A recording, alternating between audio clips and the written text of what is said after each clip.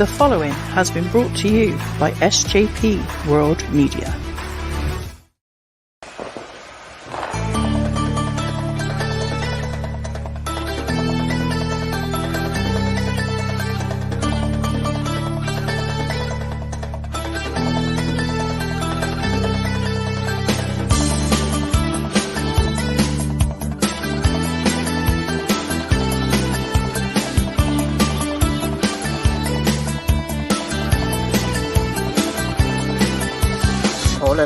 Hall of Fame, no opinions are the same. Lovely chocolate in the bin for the poll, who will win?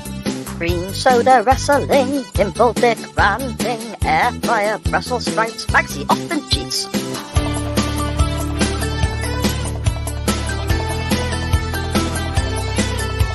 Hey yo, let's start the show. CWF are set to go. Many movies I won't know, such a fiasco. Max v. Cy was pretty crap, probably won't go back to that. Max needs to wear a hat, and he sometimes cheats. Hogan is a liar, but Barry Windham is the worst thing. Hogan is a liar, hear all about it on Chain Wrestling.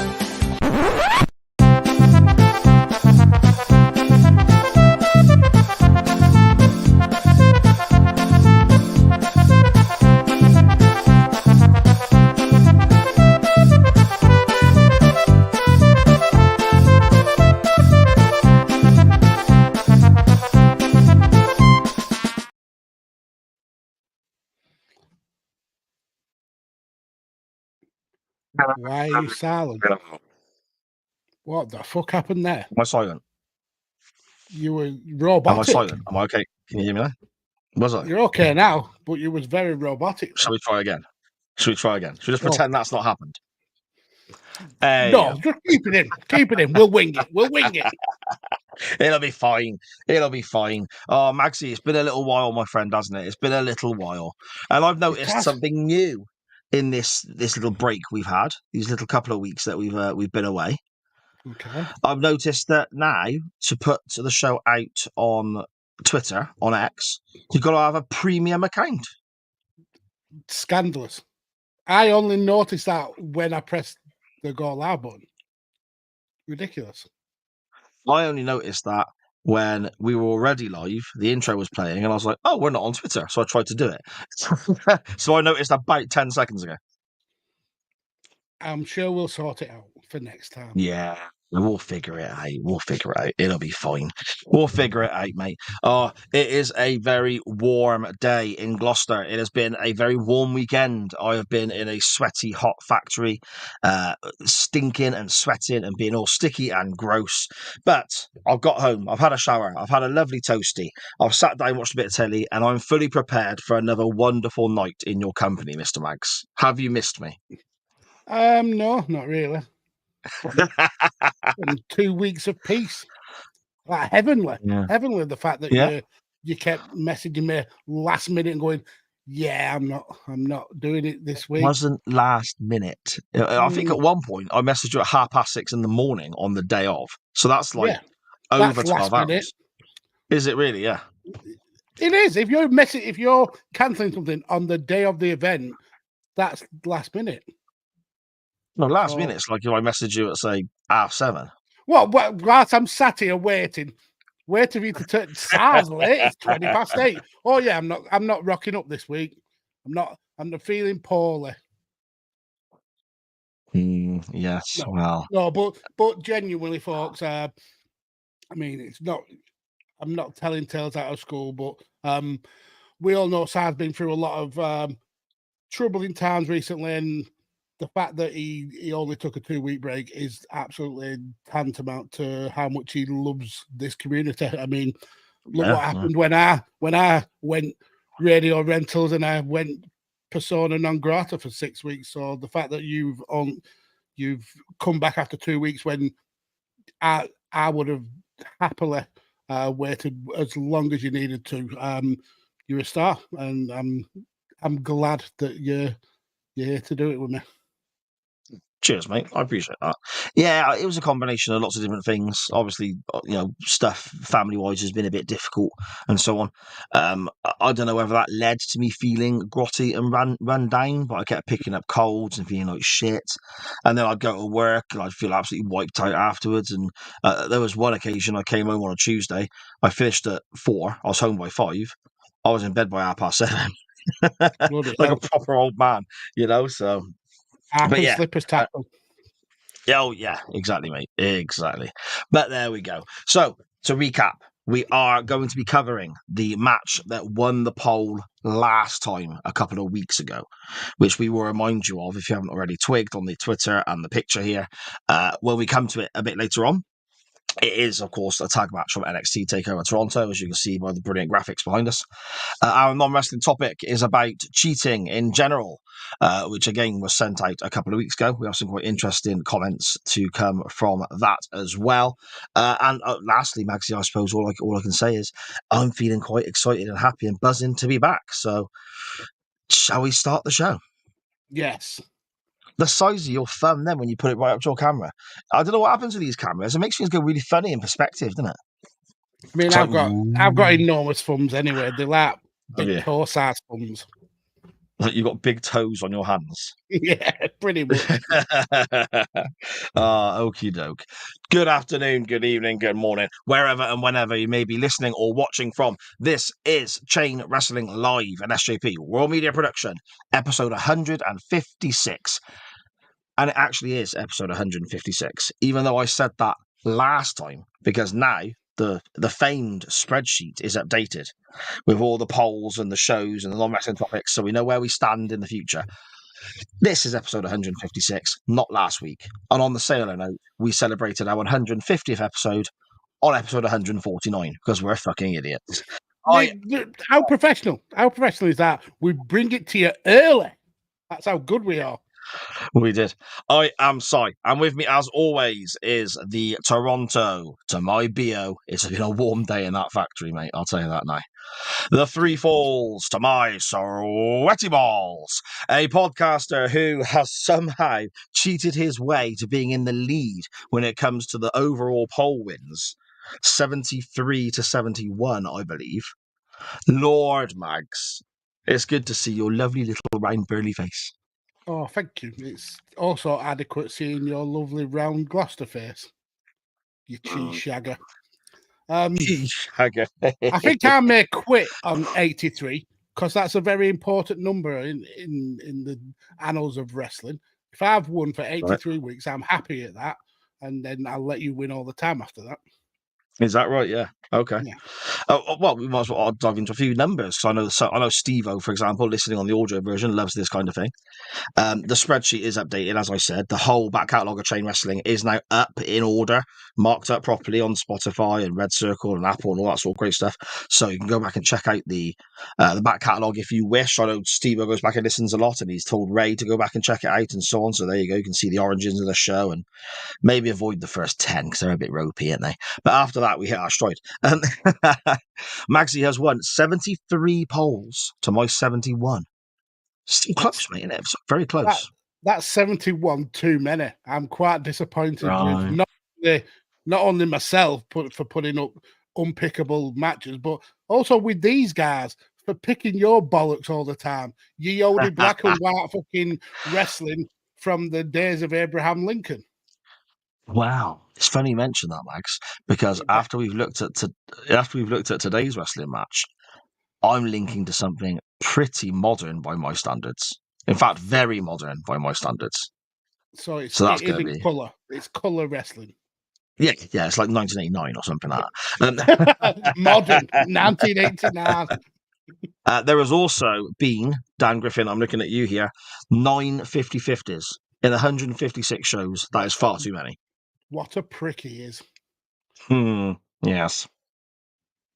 Yes, indeed. What a tosser.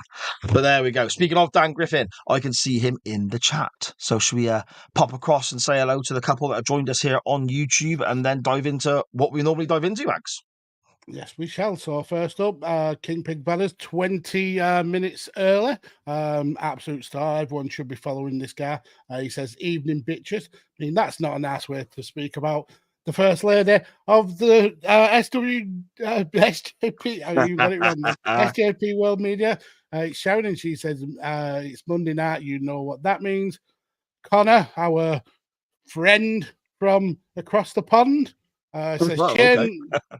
There's a reason, because we'll get to it. He says Chain Wrestling Live is back, so I'm eating a bubbly chocolate bar in honor of Mags today. That's why his friend, because friends wouldn't do that to friends. Dan Griffin says, evening CWF, been a minute. Look at these handsome bastards. Are you watching something else whilst listening to us, Dan? Because all I can see is two incredibly ugly people on the screen. Dan then says, Hammer Thumbs Mags is his nickname in certain circles. Yeah, in the prison system, I was called Hammer Thumbs Mags. Oh dear. Dan also says, nasty case of premature celebration there, boys. Well, when you get to a certain age, it tends to happen. You get forgetful, you go off all half-cocked, and then you like to sleep in afterwards, don't you? That's it. Dan then says, we best make it 10 with whatever you two pick this week. Go fuck yourselves. Well, if you pick man, no, I'll leave it because I am being a bit of a bastard with man. So, oh no, a bit of a bastard. I'm intrigued already. Magsy, where would you like to go first? And I know we have our normal routine, our normal schedule, but I don't know if there's any chicken news.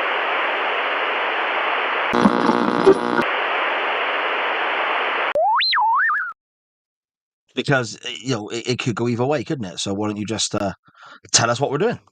Yeah, I mean the chickens are fine. Nothing really new happening with them. So let's go to the Hall of Fame.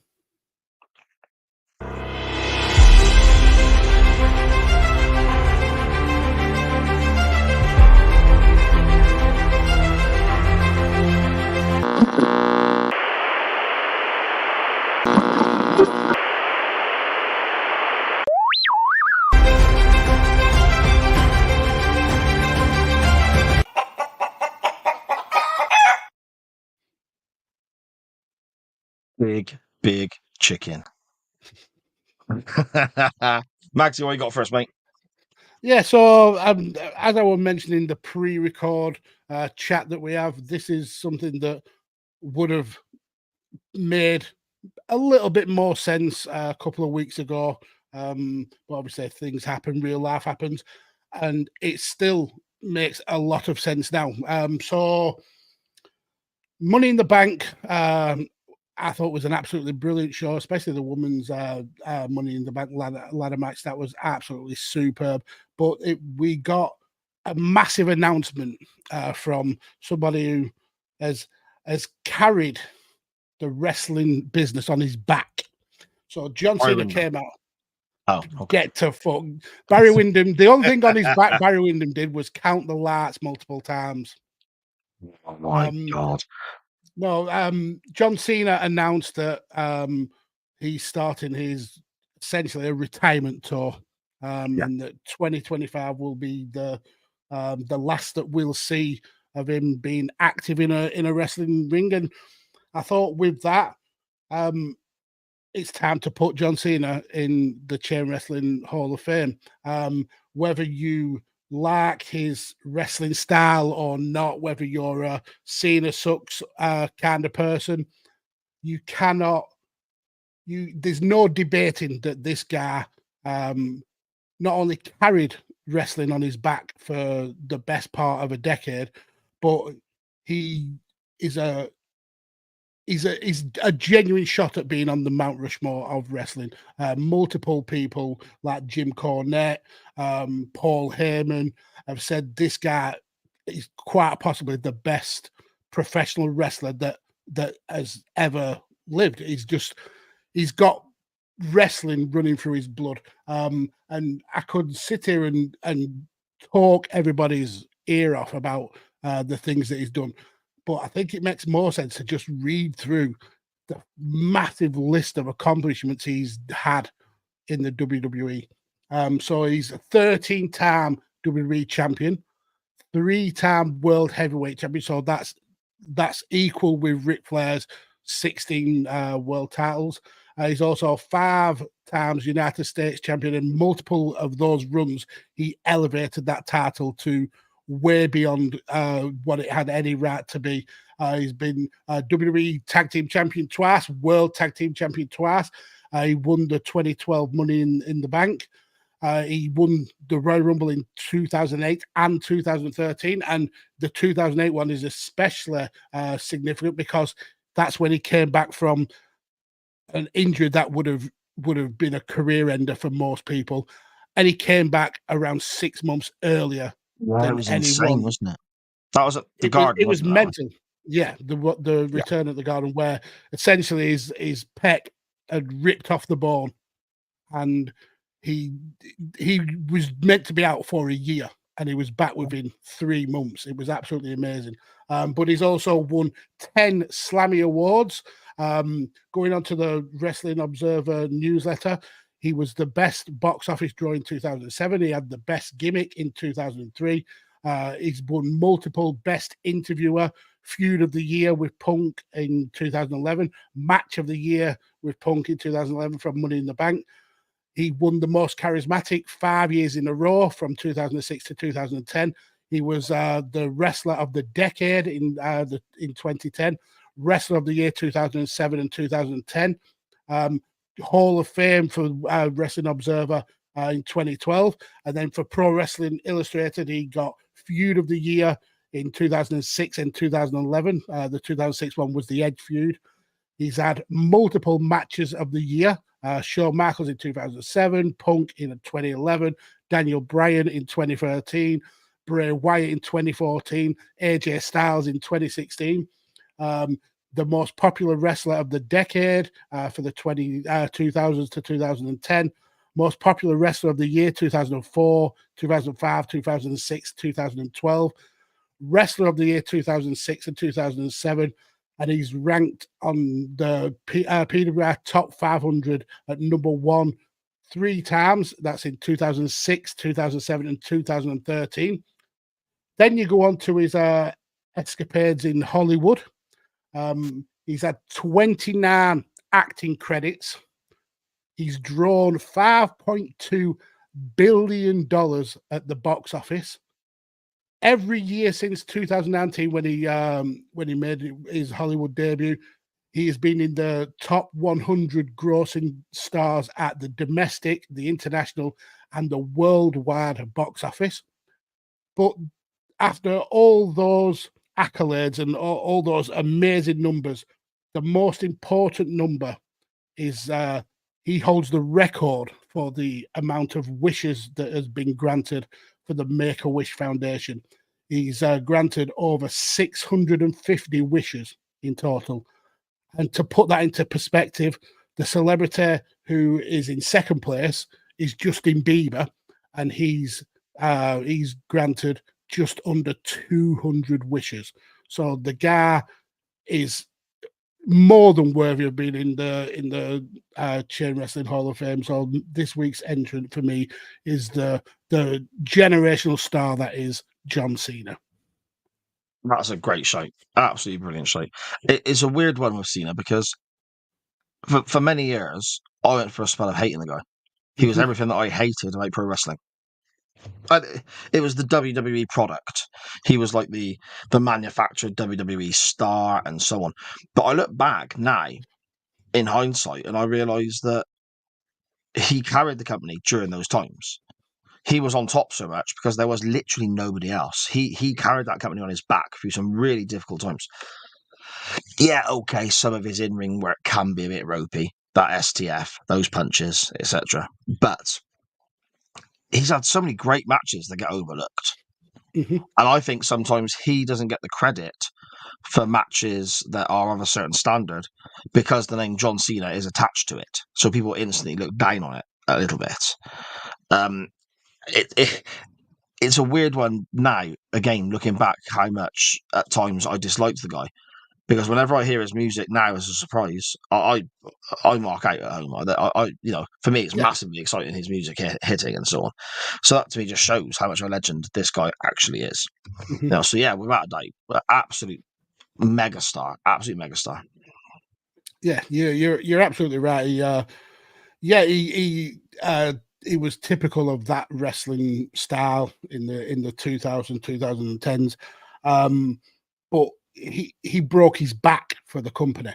He genuinely, you can say something way too much and it loses all meaning, but he did carry professional wrestling on his back. He was the face of professional wrestling.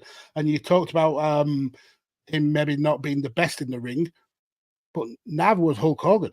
Nav was the Ultimate Warrior. Not. And these guys were genuine stars. Wrestling is not all about what happens in the ring. It's a full package, and John Cena has that package. And to be fair to him,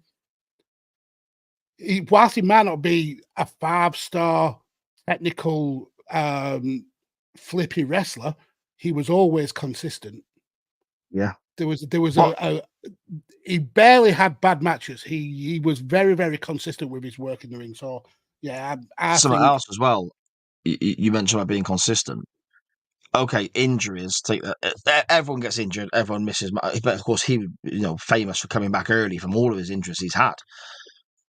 Consistently, you take away the time he was injured, he was always there, wasn't he? Every Monday, every SmackDown, every pay-per-view, he was always there. And you hear stories about him going out drinking with Chris Jericho, or going out drinking with Ric Flair, and out drinking the pair of them, and turning up the following day on Raw and wrestling a 60-minute match against Shawn Michaels or whatever it might have been, hanging out of his ass. Come on, absolute legend. And to top it all off, he beat the Nexus, which is the best thing that ever happened. Whatever. Not just in wrestling, in the history of the world. Ever. Yeah, in the whole of the world. In all of the world. Magsy, mine is, for this segment, not something positive. Mine is a hall of shame, my friend. The Hall of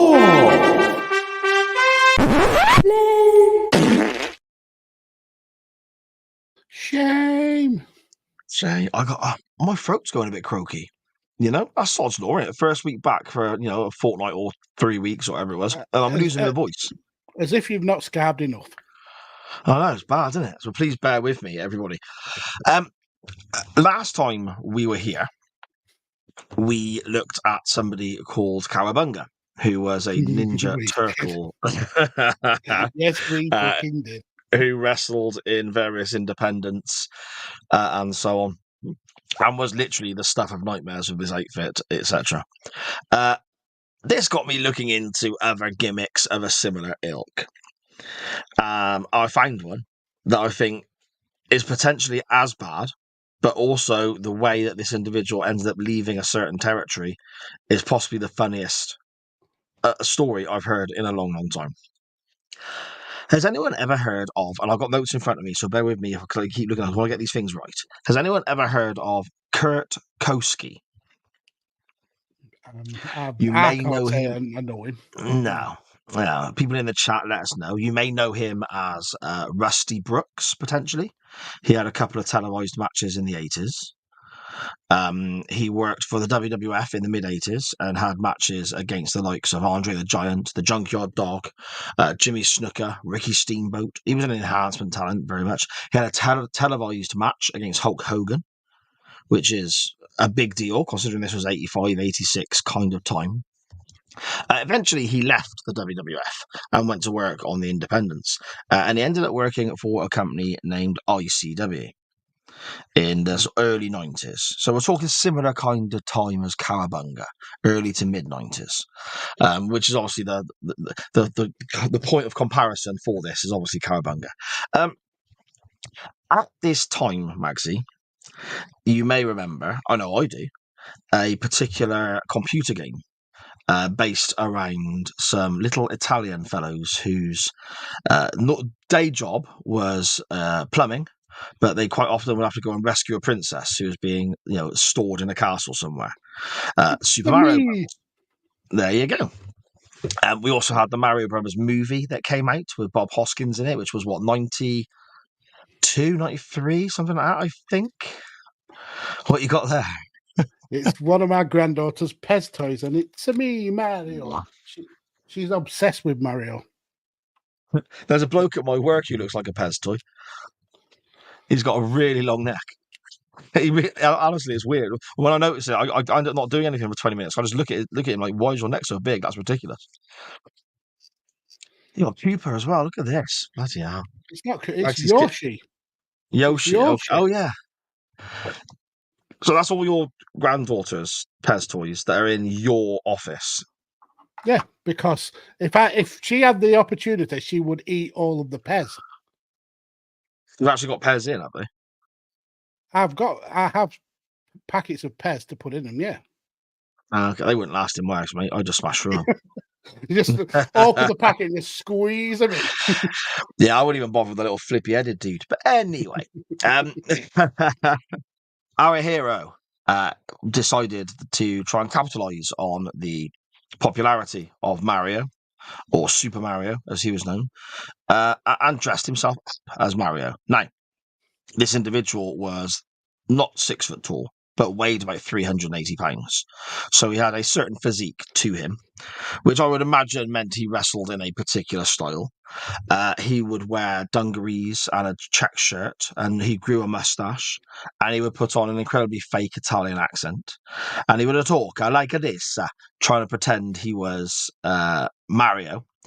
But being Super Mario wasn't enough for this guy. He was billed officially as Super Duper Mario. Of course he was. That's how you get around the copyright. He used this gimmick in various places, and mainly in ICW or IWCCW, as it was sometimes referred to as well, which was ran by our friend Tony Atlas, who was one half of one of the most boring wrestling matches we've ever seen, hence the t-shirt Big Bob is wearing behind me. And Tony Atlas, even at this point, looked at this guy, looked at the gimmick he was portraying, and was unsure. Until one particular night when Tony Atlas's mind was made up, and he effectively, in the middle of a contest, how would we word this politely, had a plumbing accident of his own. There we go. Dan Griffin in the chat. When he went, he's chanced upon the Mario. reason. He shit himself in the ring in the middle of a house show, and ended up getting told, "Don't come back." He did go on to wrestle.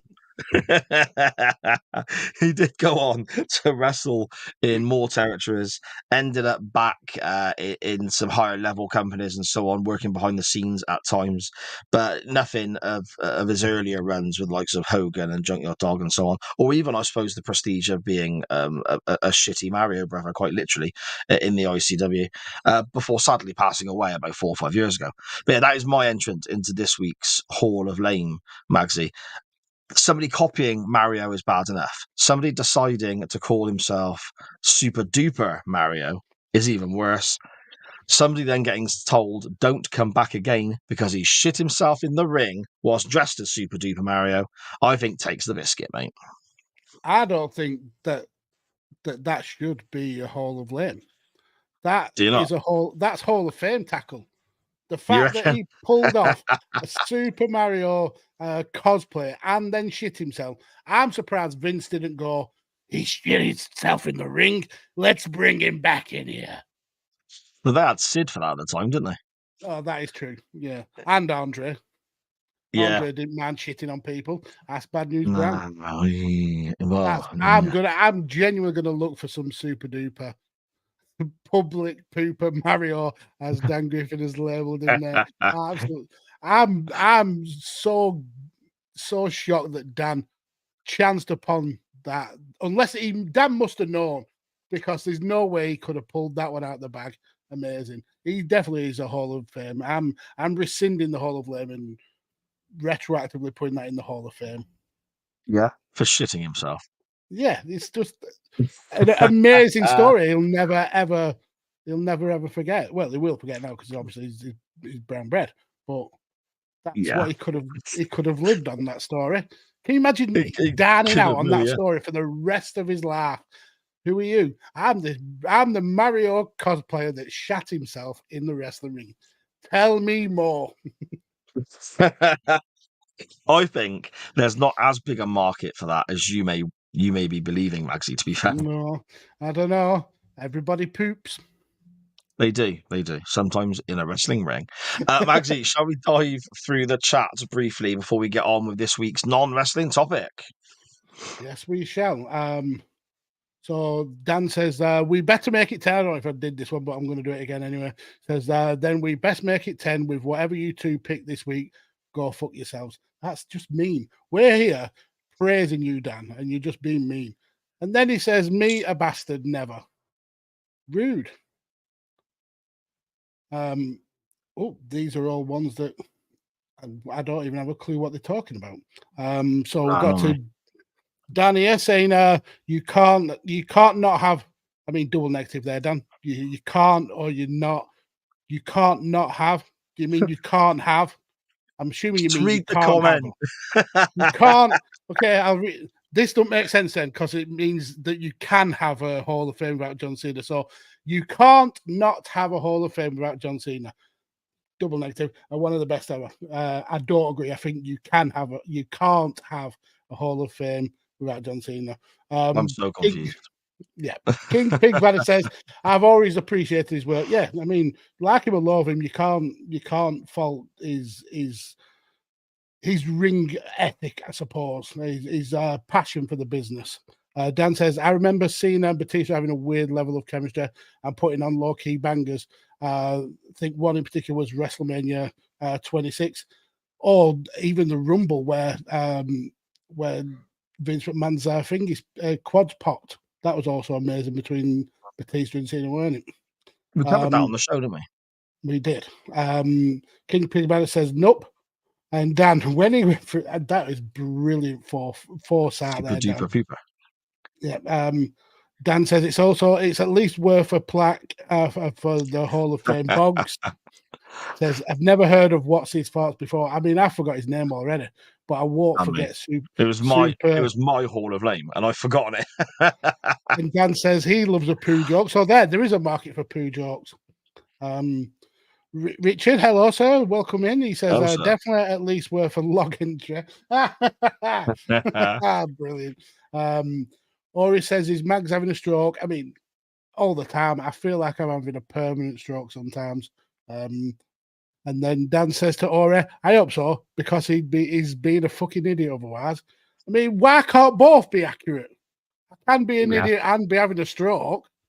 Anyway, very true. That's true. the chat caught up with. Fuck you lot. Brilliant. Thanks for joining us after us, being off for a couple of weeks, but fuck you, eh? Oh, my throat is going very squeaky indeed. Shall we dive into the non-wrestling topic, Max? Let's do it. NWT time. Oh! No wrestling talk here. It's the non-wrestling topic. Lovely. Nice. Lovely. Nice. Ooh, lovely. Lovely.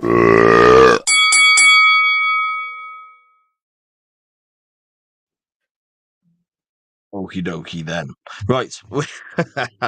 Our non-wrestling topic that we put out a couple of weeks ago now was, again, inspired by sporting feats, I suppose. We had successful sporting memories, sporting disasters, and this one we said about cheating in sport, I guess, but it could expand into cheating in anything really, Magsy, couldn't it? And we had lots of responses. Some, if I miss, I apologise. Magsy, shout if I miss any out, or if Magsy and I both miss them out, tweet the show and let us know, and we'll read them out the next time we go live, because there's a chance this could happen. As if we'll remember that. As if we're going to remember that. We will, don't worry. We begin with Good Cop, Bad Cop Wrestling Podcast, because I'm going to read them out, of course, in the order they arrived into us. At Good Bad Wrestle on Twitter, they say, in a throwback to last week's topic, I'm hoping you will bring up the controversies of Petanque. What do we say? Petanque? Is that how I was spelling it? It's bowl, isn't it? It's where it's essentially bowls. Right. Oh, yeah, I remember now. Brilliant. Yeah, I don't remember how to pronounce it, but I remember what they're on about. Players bringing a wet towel to the game, changing the friction of the ball, which allows more mid-air curve and stops quicker due to dirt sticking to the ball after it lands. That's naughty, Max, isn't it? No, I don't believe it is. As an aficionado of the game of cricket, it's the done thing to polish up a certain side of the ball so you can get more swing in midair. So no, that's cricket though, isn't it? That's not Petanque or whatever. But you're still throwing a ball with the aim of getting it into a certain place. So I have no issue with that. It's a completely different fucking game. It's a completely different game. It might be allowed in one, but same general rules apply. You think, yeah? Yeah. But there's no bat in the other game, is there? Who knows? We've never even played Petanque. No, okay. Here's my lovely wife with a cup of tea for me. Thank you very much. I just made that for scramble. Okay, awesome. Thank you. Thank you very much, bud. Have a nice cup of tea for me. Try and soothe my throat, Mags. Graham also says here, but under his Twitter handle of @MGB Graham, I don't know if you can hear that train going past there. That was quite loud. I apologise.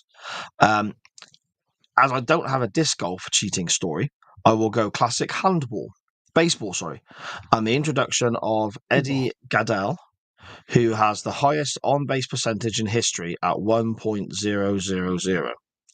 So owner Bill Reck. Yeah, that's what that'd be, wouldn't it? Yeah. So why have we got all the zeros? Because they don't do percentages in the way we would. So 1 is essentially 100%. So anything less than 1 is how many. So if you've got if you've hit the ball 90% of the time, you would have a batting average of 0.9. Right. Okay. So he's got the highest on-base percentage. What's on base mean? That he gets to first base, I think, after every time hitting the ball. Yeah. Okay. Right. On base to me, coming from Gloucester in the 90s, just meant certain drugs that you were taking. It did up here as well. Right. Owner Bill Reck added Eddie to his team, knowing full well he was only 3'7". What? So the way he's got on base, which is like I said, it's going to first base, is because you only have a certain window where a baseball pitcher can throw the ball. So if he's crouching down, they can't throw it across the ground. They have to still get it in this gap, and then that they count as no balls, and then he gets basically a free walk to first base. This guy was only 3'7". They're saying, yeah. Yeah. The size of asked him to crouch down. The size of Dink the Clown. Oh man.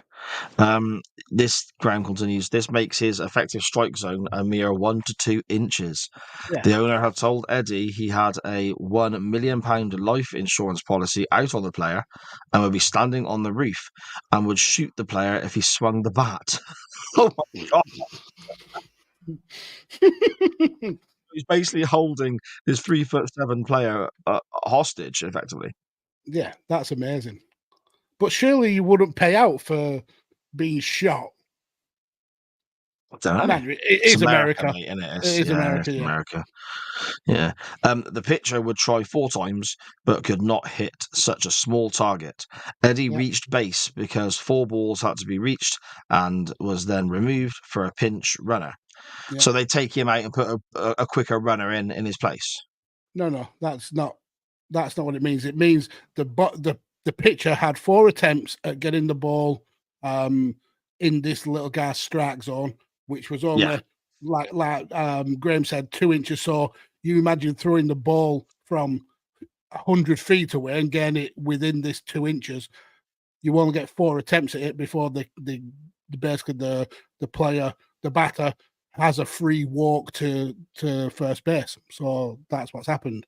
This pitcher can't make that teeny tiny zone, so the pitcher just whistles and waddles off to first base.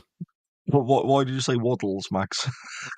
Because if he's 3'7", his legs are going to be a foot maximum. So he's going right. There's not going to be much knee movement, is there? Just like that, yeah. Just off your totters, yeah. Listen, we've all watched Dink running. That's what he'd run like. Yeah, it's like, I don't think he's got knees, has he, Dink? His legs always stay quite straight. Well, yeah, exactly. So he'd have to waddle even more then. Yeah, fair enough. But then when he reached the base, they'd remove him for a pinch runner, it says here. So they would just transfer him out to have like a substitute runner complete the rest of the course, wouldn't they? That may happen. I have no idea. I'm massively winging this with the rules of baseball. Okay, well, I was convinced by everything you were saying, so it is clearly working. No, that I'm confident on what I've told you, but I don't know all of the rules to say whether they've subbed him out. I love this last line though; it's amazing. It was clearly a stunt within the rules of the game at the time, but similar moves were quickly banned by Major League Baseball. Eddie wore number 1 out of 8 on his jersey. 1/8. 1/8. That is amazing. That is a brilliant story. That is great, isn't it? That is so good. I hope he was well compensated, that little dude. I mean, it's just superb. What a brilliant story. We have here badly played video games, which I believe is our friend Matt Lewis, isn't it? At BP Video Games. I think that was a channel of his. It could well be. I don't go on Twitter. Yeah, Matt is a gamer. He's not good. That's fair. I agree with both those sentences. They say, oh, who doesn't cheat at video games? Some game studios even encourage it by doing mod support too. Mod support. What's that? Yeah, like modifications to a game. So you download a mod to be able to alter the game. Right, okay. Plus, I guarantee, in capitals, he's put here, side cheats at Football Manager. Well, how very dare you. I can safely say, hand on heart, I do not, and I have not, ever in my life, cheated at Football Manager. Bollocks. Nope. The amount of times you've started a new game, you have never clocked what players rapidly rise in value and then bought them players to sell them on for massive profits. I've never ever cheated at Football Manager in my life. Get to fuck. Get to fuck. You have. That's because I play Championship Manager, you see. Sneaky. So yeah, so there you go. Maybe, well, not a Football Manager, no. Dan Griffin, at DanGriffin21 on Twitter, he says, of all the cheating and diving in football, the one that sticks in my mind most was the Rivaldo at the 2002 World Cup. Rivaldo was delaying taking a corner, so Hakan Unsal kicked the ball at him, hitting him in the knee. Rivaldo went down, grabbing his face, and made a prick of himself. Oh, yeah. We've got a little gif of it there for people to see on the live show. I'm sure the player got sent off as well, did Unsal. I think he got a red card, yeah. Yeah. I think Rivaldo, amazingly talented player, but what a knobhead. I can't stand when footballers do that. I cannot stand it. It's embarrassing, mate, isn't it? Yeah. But absolutely embarrassing. He got what he wanted. He got the player sent off. Well, yeah, this is true. Dan Griffin continues. On a personal level, played a game of school rugby once where the ref and touch judges were all from the opposing school. Blatant foul play all over the park until one of their players basically German suplexed our captain and a massive brawl broke out, ending the game. Fantastic. Brilliant. I mean, that's rugby. That's what happens. Everyone ends up just farting and you make up a number of points at the end of the game. Yeah, there you go. Five Nerds Go at Five Nerds Go on Twitter. This, I imagine, you will know more about than me, Magsy, so you may have to fill us in here. But that time, Toddy exited the Skype call because he opened his browser to cheat on a quiz. Yeah, the Welsh cheating bastard. So this was quite a few years ago. Five Nerds Go. They regularly did a kind of like a quiz on their podcast, and it was essentially the person with the most points won the game.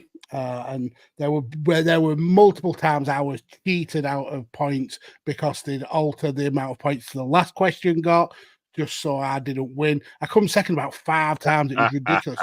But this one time, Paul was asked a question, and then he left a Skype call because he couldn't be on Skype and Google at the same time on his shitty iPhone 4 or whatever it was. Oh, my word.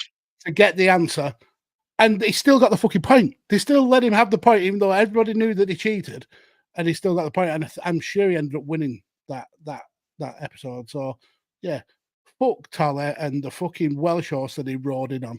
But I do miss him. He's a brilliant guy. Yeah, I miss him as well. What was Badlands he was involved in with you as well, wasn't he? He was, and so on. Yeah, it's a real blast from the past. Tolly's name there coming up, so yeah, that's a shame. I hope he's doing well.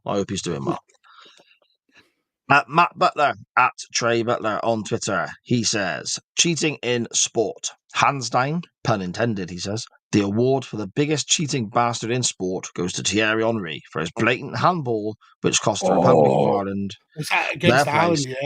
place in the 2010 World Cup finals. What a wanker. Is that the worst one ever, though? Because Maradona actually scored with his. Yeah, Thierry Henry did. He kept the ball in.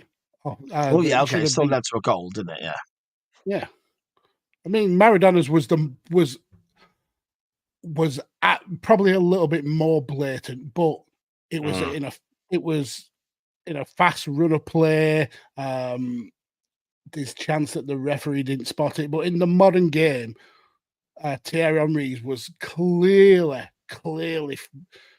He kept the ball in with his hand. It was ridiculous, and how he didn't get spotted by the linesman or the referee, and then to score. Yeah, that's some bullshittery. But he didn't score, did he? Didn't he square it for somebody else? Yeah, he put it across the goal, and Ireland scored. France scored. Yeah. Okay. Bastard. Matt continues. I suppose Lance Armstrong was a cheating bastard, and like Harold Shipman, oh dear, I respect him for maintaining his poker face and getting away with it for so long. Okay. I mean, he got his comeuppance when he got bollock cancer, I suppose. So, right. I'm not sure respecting Harold Shipman is the way to go. No, these are not my words. These are the words of Matt Butler. So if you've got any vitriol for his love of Harold Shipman, he's at Trey Butler. That's TRES. I mean, just to clear something up now before you start causing trouble. He doesn't say he has any love for Harold Shipman here. He's not like the president of the Shipman fan club or anything like that. Well, I don't know what that'd be called. What would you refer to yourself as Shipettes or something, wouldn't you? I'm not sure. But it's not like he runs the fan club for Harold Shipman. He's just saying that we don't, I suppose, do we? Yeah. He got away with it for a long time. He's needed accomplices. I think Matt may have some insider knowledge on the murderous Harold Shipman. Jesus Would Christ. he? I am going too far with this. This is slanderous. I mean, you kill 300 old people. Someone's gonna find out. I think Matt may be in on it. You reckon? No, I absolutely do not. Okay. William Kitchen. Oh, we haven't heard of William for a long time, have we? Hello, at sir. the appliance 180. I'll throw in Vince Russo. He cheated his way into a career in a business which was akin to Boris Johnson taking the roles that cemented Robert De Niro. I mean, I'm glad you're back, William, and hopefully you'll stick around and comment more. But I don't quite agree. I mean, what Russo did for the latter days of WCW, yeah, what he was doing in TNA, I agree. He's on his own with no overarching power above him. He was, he was shit. But with someone like Vince who could maybe take those rough ideas and polish them into something workable, I think he did some really good work. Whereas Boris Johnson has never, ever done any good work at all. Literally ever. So Indeed. I mean, you could also, I mean, there's two ways of looking at it, isn't there? I think some of the stuff that Russo did in TNA was all right. He was involved in TNA for several years, and there was some good TV in that time. There was some shite as well, but he had a faction called Sex. yes, he did. You're not going to elaborate on that? That's just that's the end of the statement, is it? Yeah, that's all I need to say. Okay. There's the other way looking at it as well. His best run was obviously the Attitude Era in the WWF. He had the two biggest draws of that era in the same company at the same time. You know, did he stumble into it in a lucky way? Did he just happen to drop in the right? There's different ways of viewing it, I suppose, isn't there? He was certainly involved. I don't think you can fault the guy's work ethic either, mind. He's still out there now. Okay, don't always agree with what he says, but he's churning out podcasts and live shows, and he's working with another wrestling company at the moment, a small independent company, and so on. The guy grafts. The guy works hard. Yeah, he does. And every episode of his podcast, he says how much he hates wrestling, but it gives him it gives him a living every single week. So he's kept himself semi-relevant. Yeah, there we go. We have another here from Matt Butler, actually. He says, John Terry is not only a racist, but he's also a fucking cheat too. # Team Wayne Bridge. Yeah. I mean, he's done it to multiple people, though, hasn't he? Like, shagged his mates' wives and girlfriends. Oh, did he? Yeah, I don't think there's just Wayne Bridge that he's done it to. I mean, I don't think they're as famous as, like, Wayne Bridge. But, yeah, he's a prick. He was always a prick. He still is a prick. I mean, this is a guy who was not involved in matches when they won the Champions League, and then he went and got changed to be a full kit wanker, for a match that he never partook in. That was very funny. He's a prick. Yes, indeed. Before we continue, Sharon, if you are listening, which I hope you are, my table next to my seat on the sofa, there's my notebook there. Can you bring it upstairs for me, please? Because I need those. You absolute professional. I hope she's not listening now. I genuinely hope she's gone to sleep. That's my notes for the wrestling match that we're talking about very, very soon. If you can bring that notebook up to me, please, Shah, it would be hugely, hugely appreciated. That's all I've got, Magsy, unless I've missed any out. Yeah, have you done Connor No Soccer? So we've. No, I didn't. Connor says he remembers back in the first grade when they had little warm-up papers we would do after the morning's announcements called maths, obviously, big fives, where they had simple adding and subtraction and division with a few word problems sprinkled in. I was sat next to the smartest girl in the class, and I would always look at her paper and copy down exactly what she had put on her paper. It eventually got to the point where the girl's dad contacted the teacher and had me moved away from her so I couldn't cheat anymore.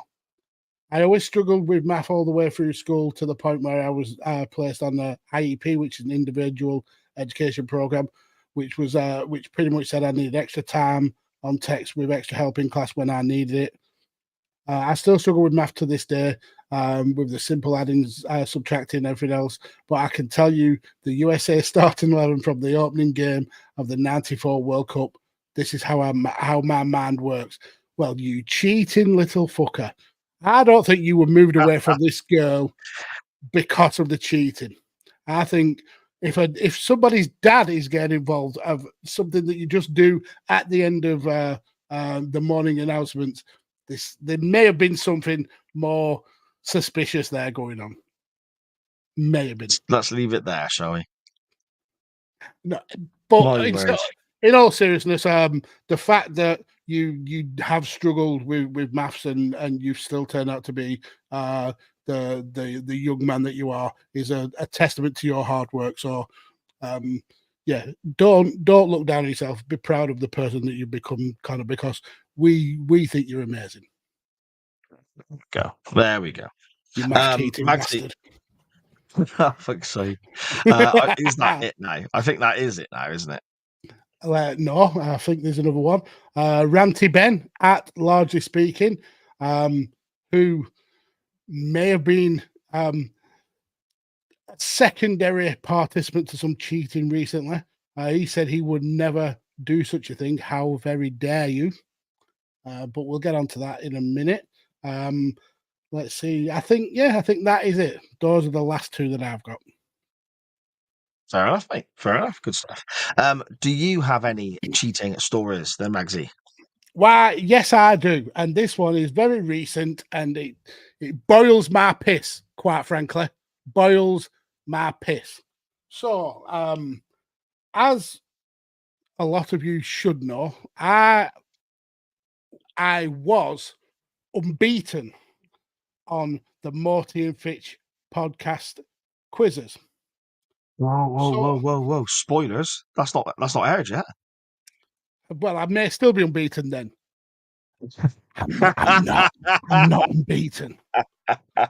And my former partner, Paul,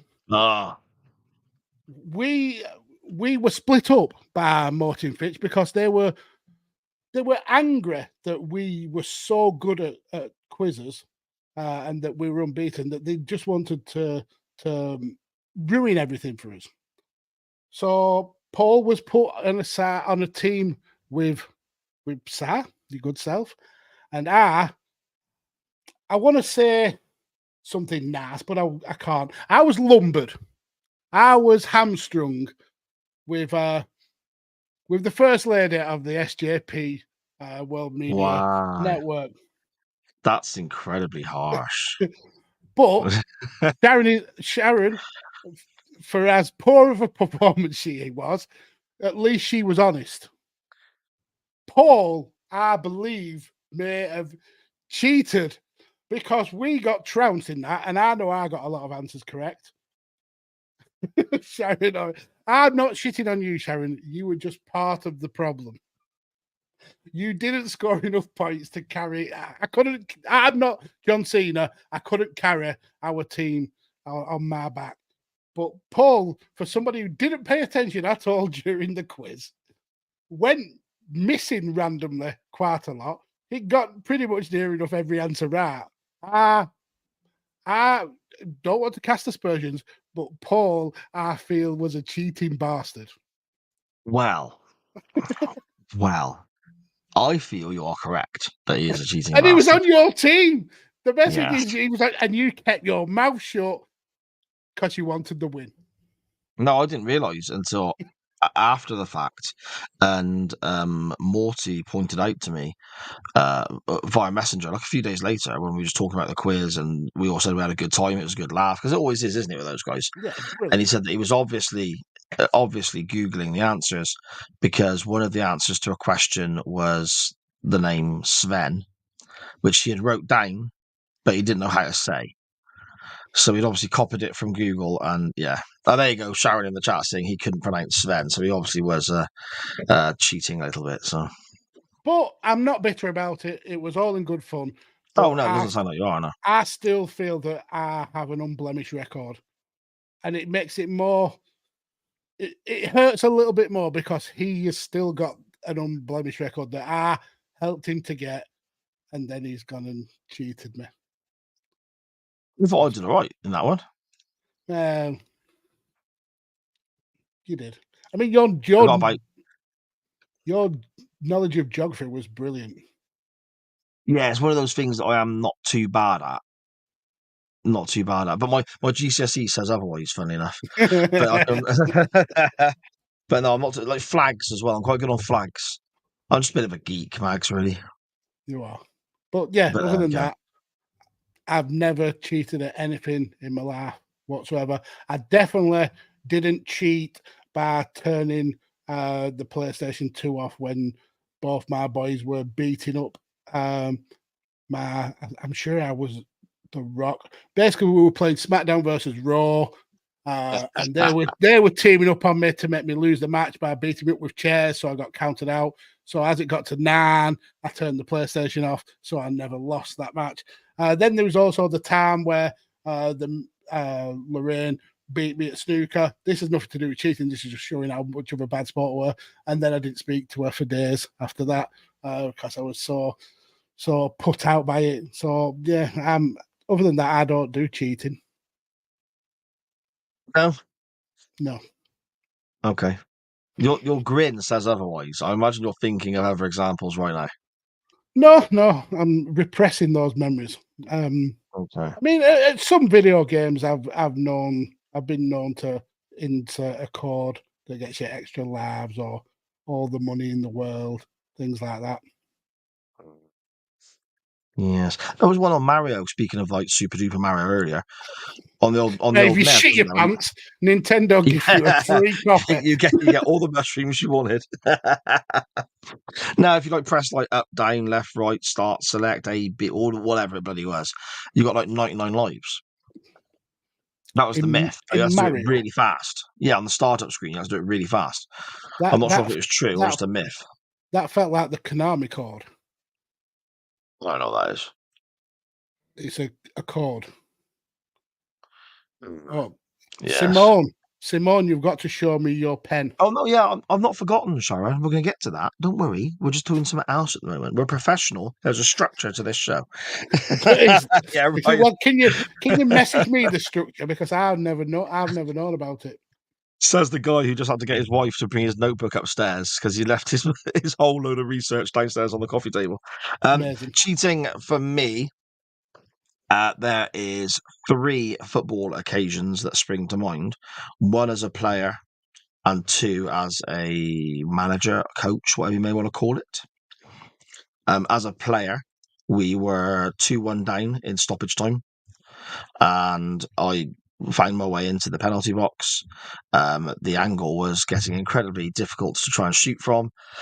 I basically threw myself on the fucking floor and won a spot kick. And my mate stood up. Bastard.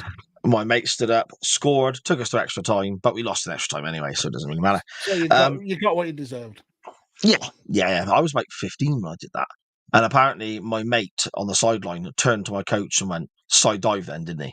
And my coach went, oh Shut yeah, up. he fucking did. Keep that to yourself. Yeah, exactly, mate, exactly. There was one that I've told the story of on this show before. I think we were in a cup quarterfinal against a team that were a little bit better than us. We basically got battered for 86 minutes, absolutely hammered, but they couldn't score. Our goalkeeper was having a worldie. We cleared them off the line. They hit the bar. They missed sitters, and we're thinking, oh my god, how are we not like 10-0 down at this point? We won a corner in the last couple of minutes. The ball comes over. There's a near post flick on. A bit of a scuffle by the far post. A bit of a goal mouth. It's all muddy and crap, Magsy. You can imagine the scene. And one of our lads literally punched the ball into the back of the net. Why not? Everybody saw it. And I mean everybody. Everyone on the sideline. All of their players. All of our players. All the people watching. Everyone saw it. Apart from the referee, the one individual that mattered. He gave the goal, and there was a damn near riot. I'm pretty certain he didn't play any stoppage time. I'm pretty certain he blew the whistle and ran, and we ended up kind of scrapping our way, arguing our way all the way back to the changing rooms. But we went through to the next round, so that was that. That's amazing. The last one is it's still cheating, but it's a grey area. Because you can imagine what Sunday League and Saturday League and amateur football is like with people who run the line and put the flag up or don't put the flag up, as you can imagine. I was running the line for our defence, which is what you do. You run your own, and our centre forward was particularly quick, to the point where he would give himself a couple of yards, be well onside, and would still get to the ball first. He had 4 goals disallowed in this game. It was just ridiculous what was going on. The referee went and spoke to their linesman and said, "That's disgusting, cut it out." The one occasion the referee, he put his flag up, the referee ignored it. Sadly, our centre forward actually missed that chance on that occasion. But yeah, it was a long-running thing with this team. It had happened for many, many years. We were 2-1 up. Again, last couple of minutes of the game, their centre forward went through on goal. He went round the goalkeeper, and I just thought, fuck it, put the flag up. I just stood there with the flag up. And the guy must have been 4 or 5 yards onside, Magsy. And still to this day, I don't give a shit. That's horrific. That's the amount disgusting. of cheating they gave us. I just thought, sod it. So there we go. That's horrific. You should be You should be banned for life from any involvement with football. I think there's a chance I am.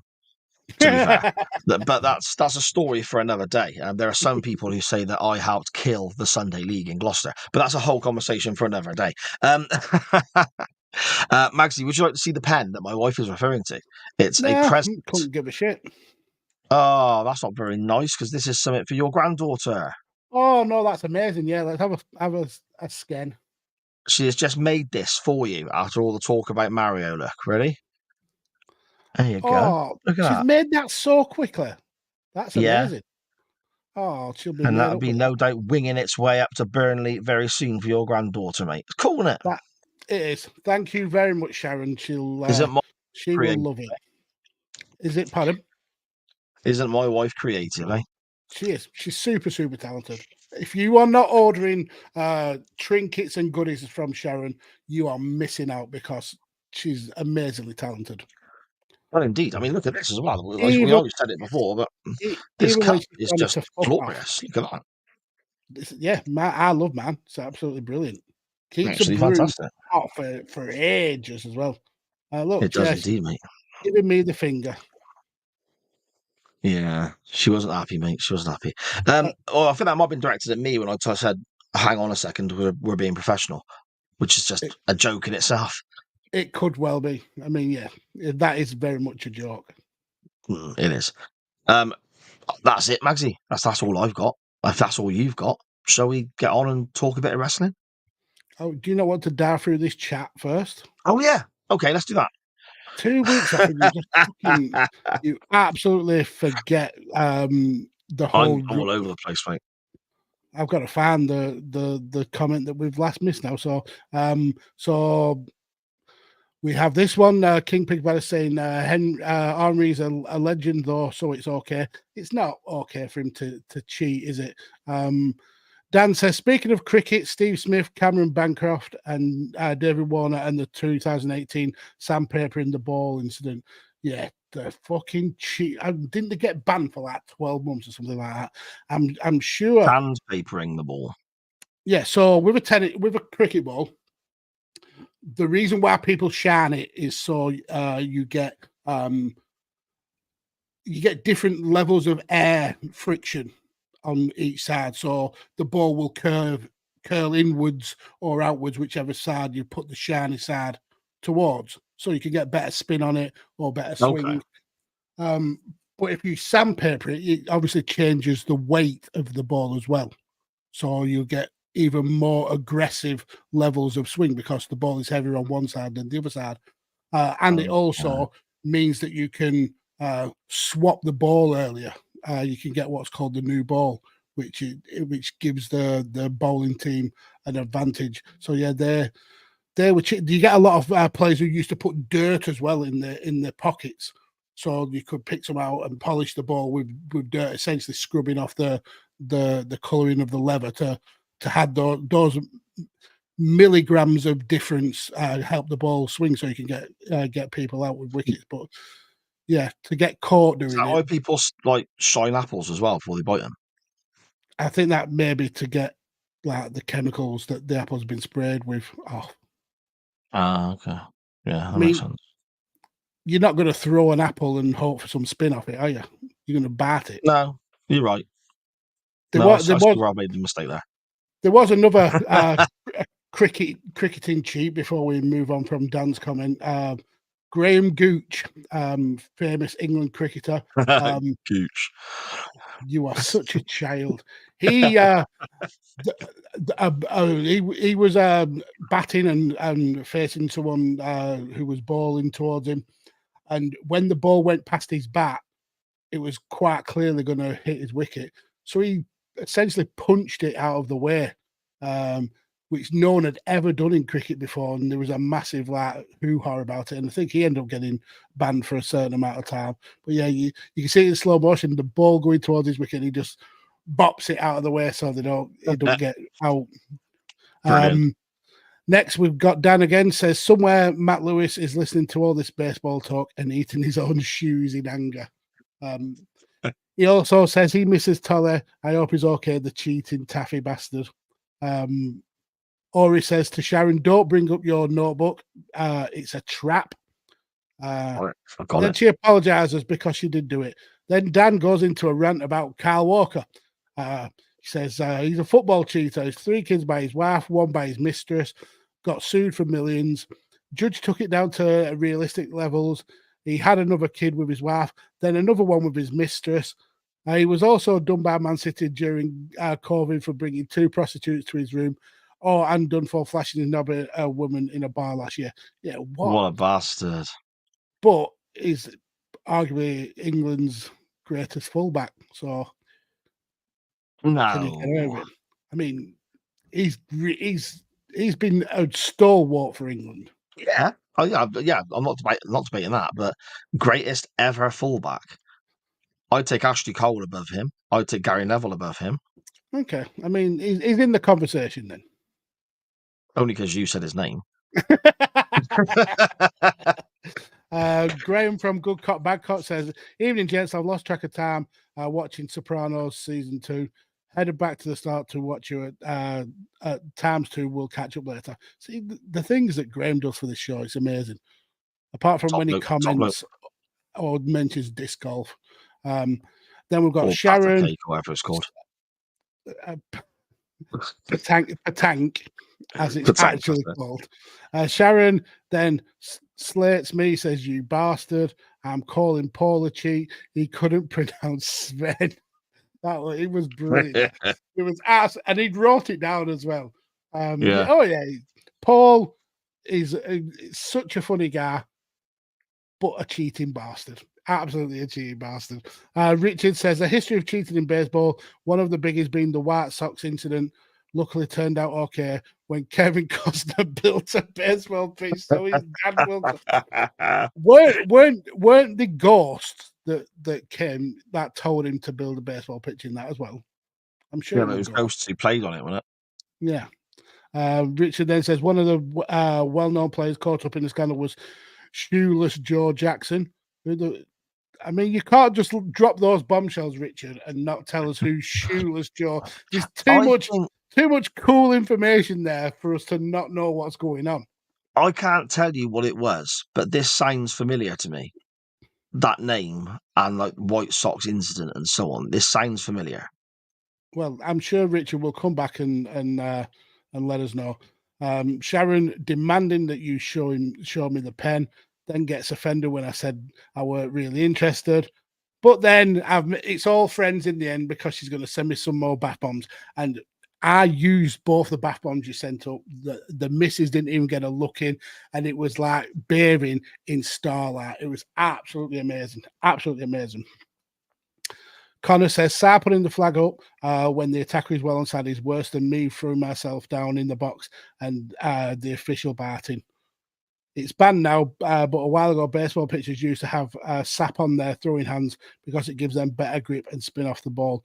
America's just proper dirty cheats. Graham then says, a little late as I am behind, but Sir, your interpretation of a pinch runner was perfect. So yeah, so you were right. Between us, we got the rules of baseball. So that's all the chat caught up with. Lovely stuff, mate. Lovely stuff. Thank you again, as always, everybody, for joining us here live on Monday nights in the chat or tweeting the show with your non-wrestling topics and so on, or maybe even voting in the poll when it goes up after the show, which many of you did for this week's wrestling match that we are now going to cover. So, Magsy, shall we dive into it? Let's do it. Let's get ready to rumble!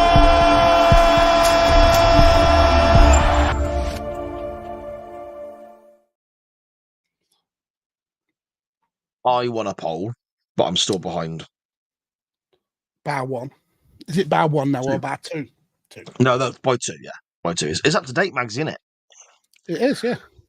Is Yeah. it up to date from, have you filled in today's already? Well, no, because I don't know what your link is or what you're going to give this out of 10 yet, do I? So I can't.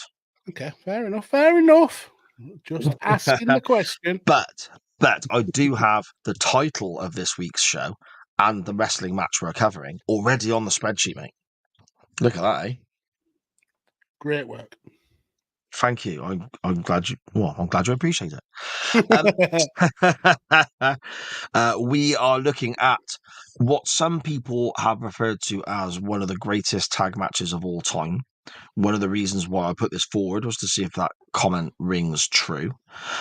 From NXT Takeover Toronto, 2016, Mags, wasn't it? Is that correct? Yep, it won the WWE Match of the Year for 2016. There we go.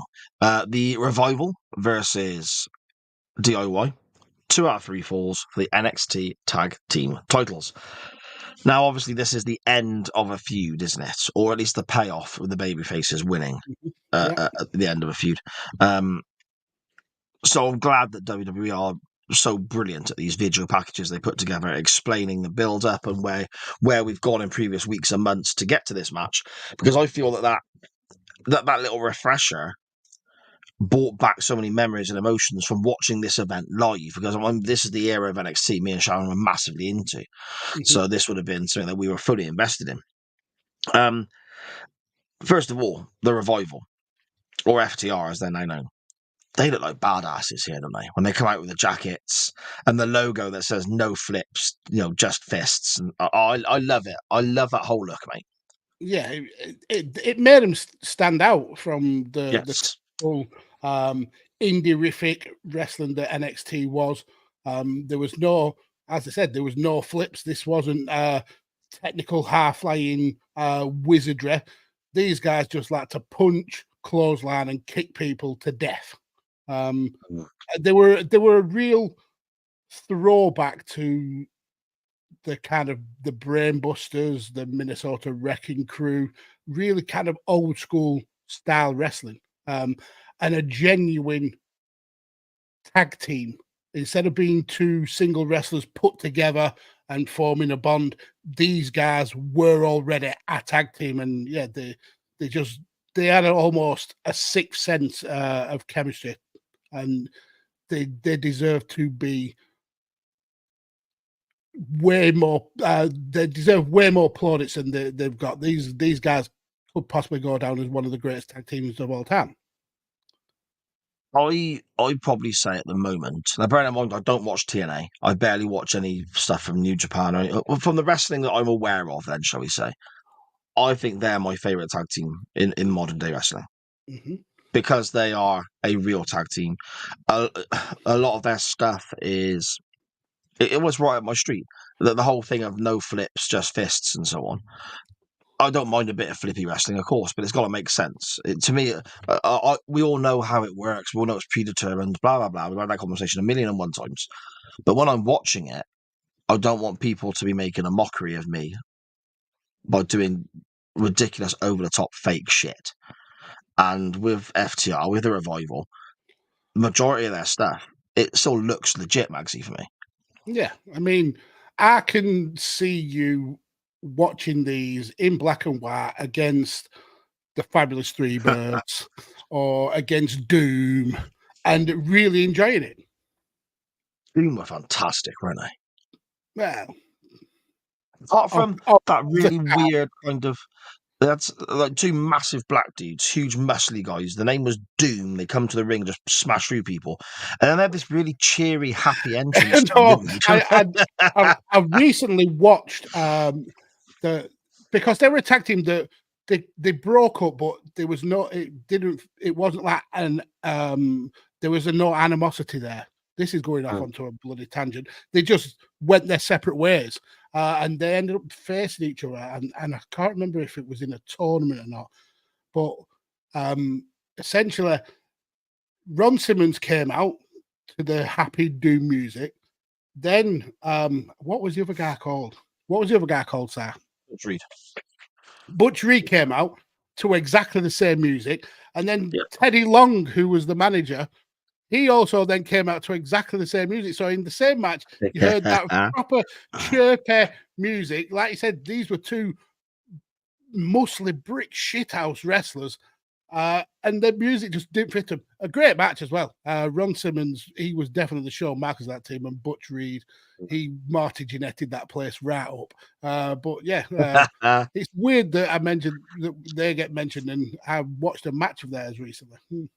It's very strange. Very strange. I felt ill. Dun, dun, dun, dun, dun, dun, dun, dun. Oh, banger of a tune, just not for that tag team. Anyway, back to Toronto in 2016. This match begins incredibly fast with the babyface team of DIY. Well, as all matches in a way I think should start. The babyface is on top, starts very quickly, gets the crowd into it. We get a real close 2 count from a Gargano, I suppose, kind of crucifix effort, but it's like almost like a cradle on the floor kind of style as well. The double drop kick is hit by DIY as well, which looks spectacular.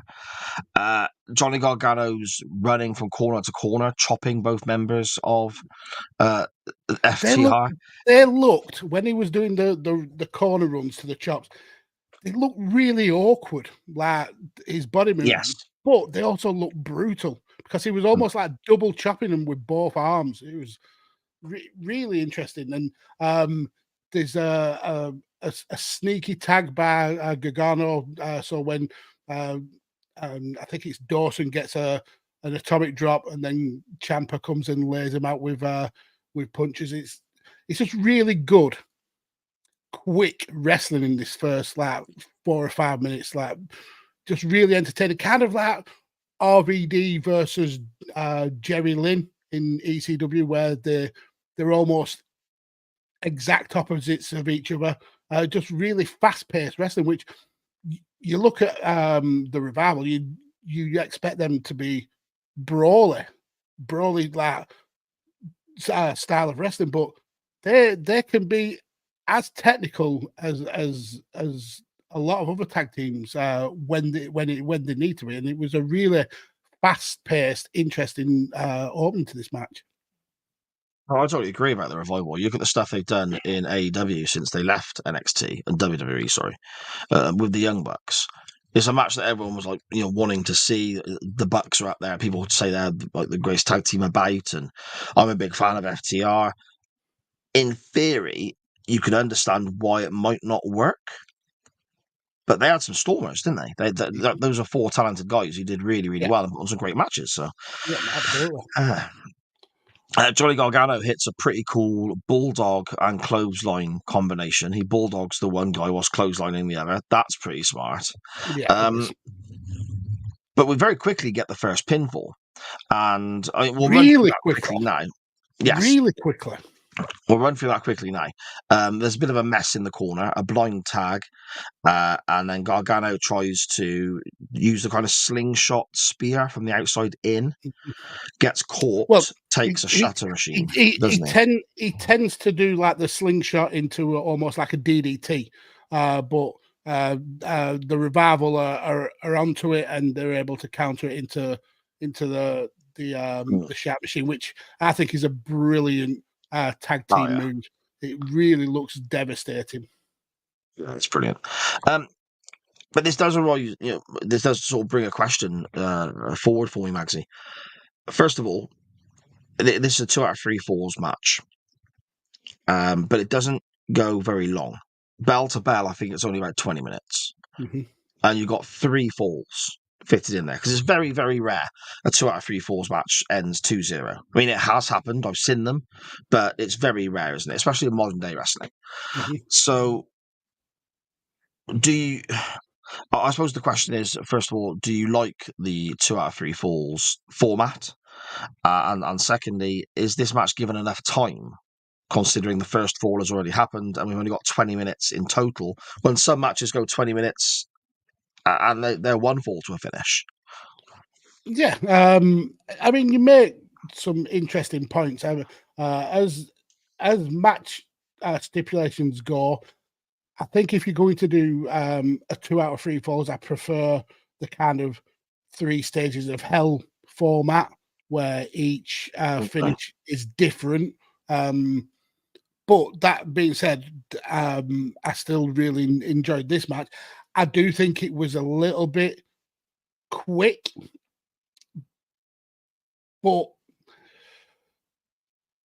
it's a fine line between outstaying your welcome and then being too short, I think. Maybe if it had 5 to 10 extra minutes, I mean, I don't want to be kind of like giving away how I'm going to score this, but 5 or 10 minutes extra maybe would have dragged the crowd along for the ride a little bit more. And I think when you get early pins, it feels like in a normal match, then pins would have been 2 counts. It feels like they've hit the shatter machine and that's their finisher. But if this was just a single fall match, that would have been a kick out. So it does feel a little bit contrived in that manner. But does that take away from the match? Let's see when we get to the scores. You mentioned in there about the pinfall happening quite quickly and it could have been a 2 count and so on in a different match. It makes me think back to the conversations we've had about 5-on-5 or 4-on-4 Survivor Series matches where people are getting pinned very quickly from moves that they will always kick out of in any other circumstance just because you have to get through the pinfalls. It kind of felt a little bit like that for me. Yeah. There's definitely an element of that. After this first fall, then, that the Revival have picked up, they are very much in control, Mags, aren't they? We got some pretty standard, well, not pretty standard, very, very good double team moves. We see a drop toe hold and an elbow drop combination. And again, I like everything they do because, as you said at the very beginning of us talking about this, they're a proper tag team, aren't they? And you can see they really put thought and effort into their double team moves. It's not just, like you said, 2 singles guys thrown together, is it?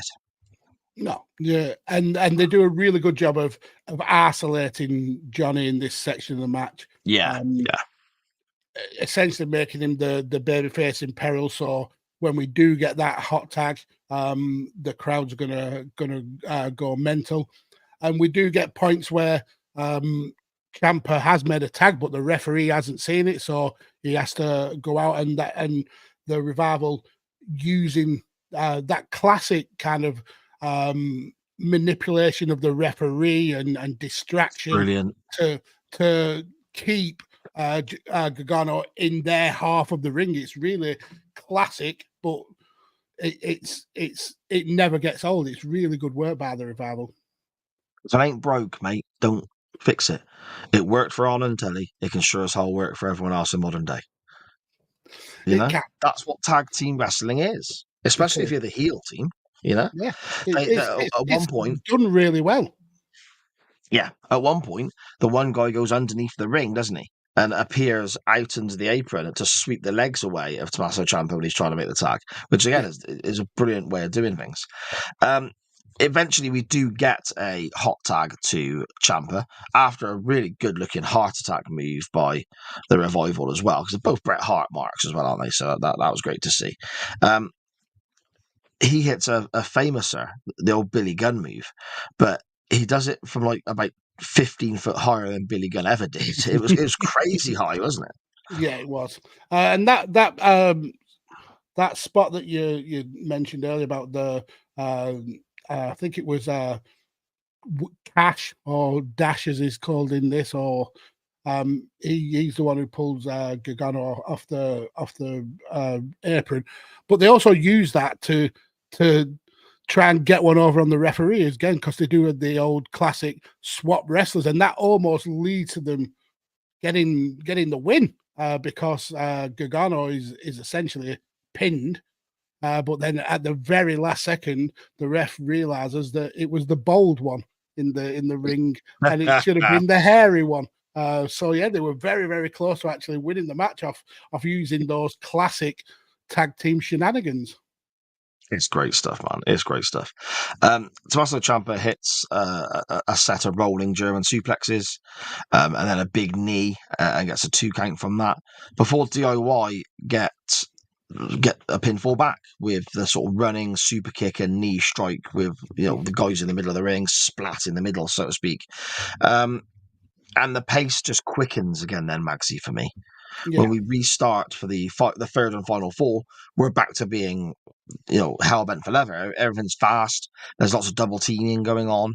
The referee has kind of lost control because all 4 guys are involved a great deal from this moment onwards, which I don't mind to a degree. But again, with regards to tag wrestling and any wrestling, to me the rules should mean something, because then when the heel breaks them, it's easier for the heel to get his heel heat. Yeah. If it's just, and this is a big criticism I have of AEW, it's fantastic athleticism, it's great entertainment, but you have a tag match, it just turns into 4 guys doing flips. There's no tagging in and out, and it ruins certain aspects of the match later on, because the rules are being broken all the time. So when they're broken for a finish, it doesn't make any difference, if that makes sense. Yeah, I mean, I understand all that, and you do make a lot of sense, but I think there's also an element of this being desperation from both teams. They've both got a pin. The Revival have been cancelled out, and it's back to being on an even keel now. This is last 4 wins, and it's that air of urgency that you need to do whatever you can to score that pin, because the titles are on the line. I really like that desperation that they show, that the rules go out the window now. We've got to do whatever we can to win. So whilst I do agree with you that following the rules for the baby faces and then breaking the rules for the heels absolutely makes sense, that it's desperate times call for desperate measures, and you go all out to secure that victory. I think it does work as well because it's the end of the feud. Yeah. They've had matches previously that have built to this as well. My issue is with, again, it's like the third time I've mentioned AEW. I'm not purposely digging out AEW, but it's the company that springs to mind with this. It happens in just throwaway matches on their television. So then when it gets to this point at the end of a feud and everyone's going crazy, it doesn't mean as much because it happens all the time. And it's that kind of vibe to it, Yeah, I understand. Yeah. Johnny Gargano hits the kind of springboard swinging DDT for a close 2 count. The Revival get a 2 count of their own when they hit a forearm into a German suplex double team, which was pretty impressive as well. Very simple, but really impressive. I think it looked to me more like an uppercut. So he'd lifted Gargano essentially off his feet with an uppercut, and Dawson, he completed the German suplex. It just felt like it added more oomph to that German suplex. Yeah. Gargano gets a close 2 count as well with a small package, which is a counter to a kind of crucifix effort that he was in initially. And then we come kind of to the finish, Magsy, I suppose, don't we? Because the belt's involved now, isn't it? The belt's thrown into the ring. Johnny Gargano aims a kick at one of the guys in FTR, but ends up kicking the belt instead and injuring his leg. He's then put into the same submission move, which Gargano tapped out to the previous time this team's met. The inverted figure 4. Yeah, and that to me, that's fantastic storytelling. That is so good. And that whole spot with the belt as well was just So well done. Again, classic Yes. distract and divide and conquer tactics with the belt. But the timing on, I think this was Wheeler. I think it was Wheeler who was doing the basically the attempted pin. The way he timed hitting Gargano in the knee with that belt, just as Gargano was making contact with his face with the kick, brilliant timing. And to go into the figure four and Gargano doing the classic struggling in pain, but dragging himself inch by inch to the ropes. Amazing babyface work. And yeah, it was just a brilliant spot. Really good. Really good. The Revival go for DIY's finish, Mm-hmm. but end up missing, and then they take their own finish, the Shatter Machine, for a 2 count. Again, Again, another great spot. yeah, but again, something that works well if it's not overused. Mm-hmm. If you see Well, people using each other's moves all the time, it takes the shine away for these special occasions. yeah, and I think there's an added dimension to this as well, because the reason why it didn't work for the Revival was because Wilder he went too high with the kick. Now, Okay. DIY obviously their finishing move is when someone's on their knees in the middle of the ring. Gargano goes with the super kick, Ciampa with the knee, but Wilder, his super kick was too high. So when Gargano's out of the way, he's aiming for someone who's stood up, which will be his partner, and he eats the kick instead. So well done. And that leads into the DIY using Revival's finisher on them, and they got it inch perfect. So it was I thought that again was a very clever spot.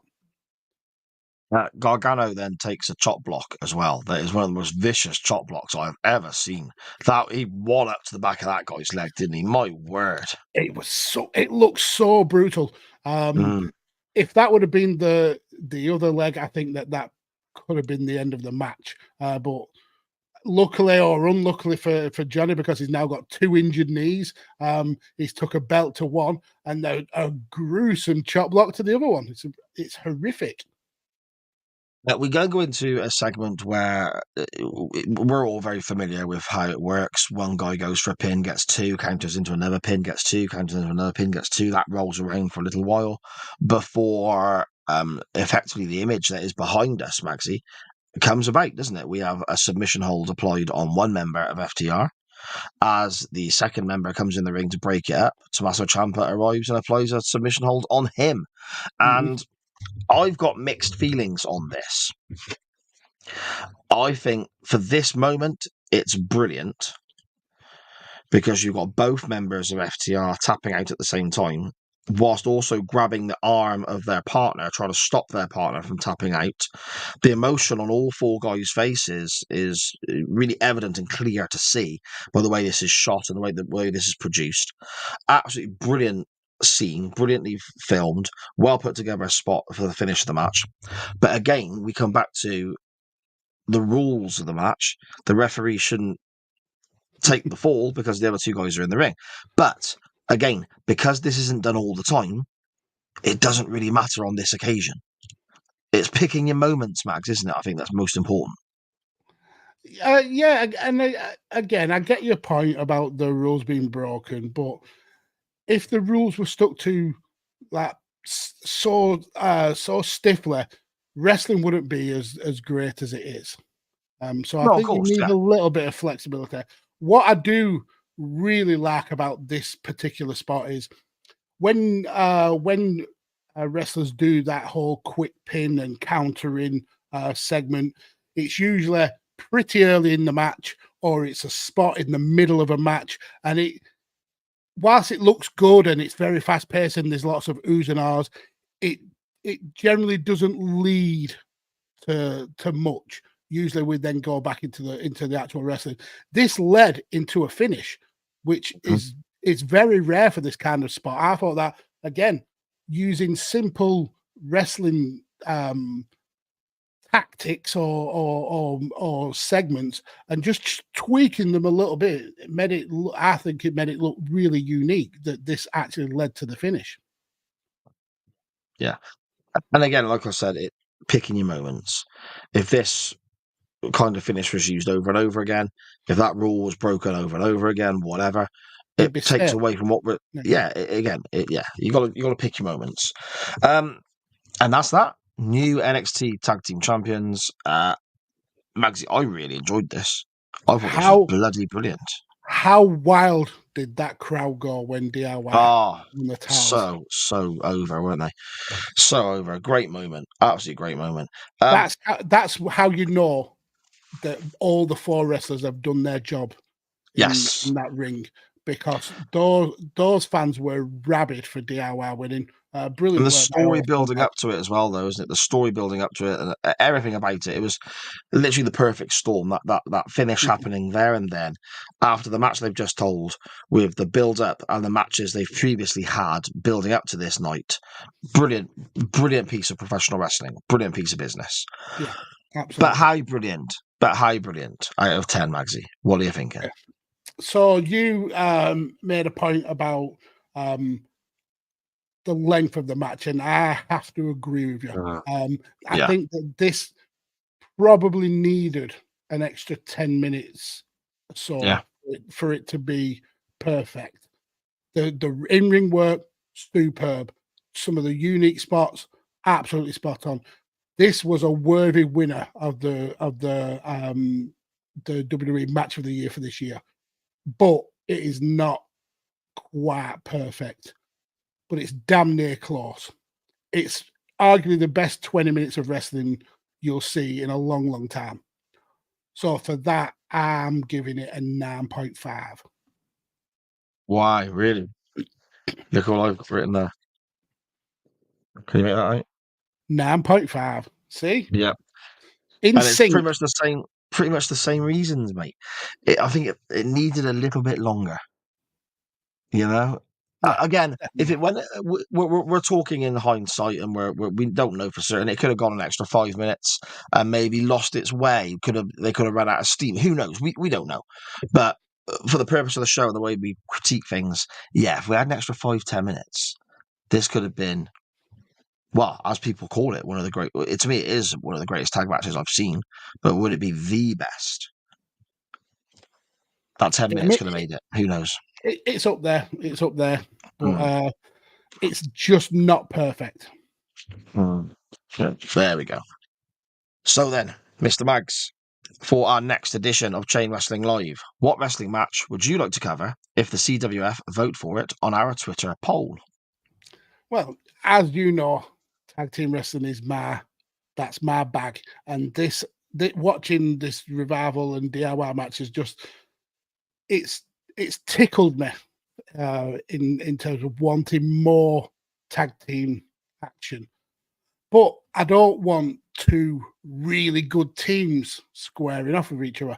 I want to see a really good team beat the living piss out of 2 wrestlers who, by all intents and purposes, should not even be sharing that ring with them at all. Like two nepotism wrestlers who are only in the business because they were related to better wrestlers.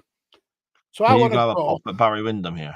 I want to go to 1992 WCW Clash of the Champions 21, and I want to see the young upstarts Ricky Steamboat and Shane Douglas take the belts from Dustin Rhodes and shitty Barry Windham. Hey, that match is fucking good, you know. Well, Ricky carries it. I've not seen it. Put this up. Have you not? But I predict that Shane Douglas out of those 4 will carry this match. What was Steamboat in there? Yeah, no, with Barry Windham in there. It was Rhodes, wasn't it? His partner, Dustin Rhodes. Yeah. Yeah, that's bloody good, that is. I've put that up for the poll before and it lost. So if you put it up for the poll and it wins, I'm gonna be fuming.